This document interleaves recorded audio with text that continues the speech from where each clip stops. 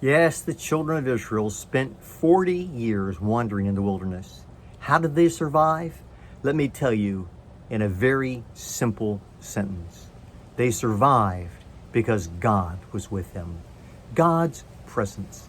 God then in the book of Exodus gave them his law, his commandments that he wanted them to live by. He spoke of them in Exodus 19:5 when he said, "Now therefore, if you will indeed obey my voice and keep my covenant, you shall be my treasured possession among all peoples, for all the earth is mine. And you shall be to me a kingdom of priests and a holy nation. These are the words that you shall speak to the people of Israel." And so God gave them his wonderful words of commandment. He told them how to live. He told them how to worship. He told them how to treat one another. He told them how to serve him.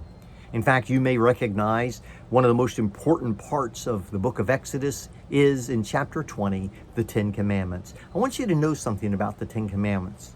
Before he gives even the first one, he says this in Exodus 20, verses 1 and 2. "And God spoke all these words, saying, I am the Lord your God who brought you out of the land of Egypt, out of the house of slavery." See, it's a relationship. He's saying to them, based upon the fact that we have a relationship, here is my commandments. The law was never meant to be a burden to push people down. It was meant to show us God's way and to demonstrate our inability to live up to it.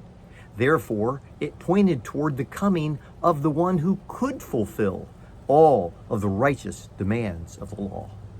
But the Israelites were in the land of Egypt. They now were being given God's commandments. They were told about the tabernacle and how to worship and how God was going to treat them and the promises that he had prepared for them when they came into the promised land. And then in Exodus chapter 33, verse 14, we see another highlight verse.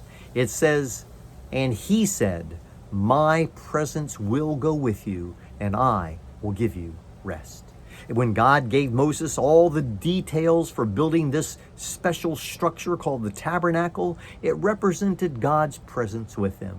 And so throughout the years in the wilderness, God lived in their presence.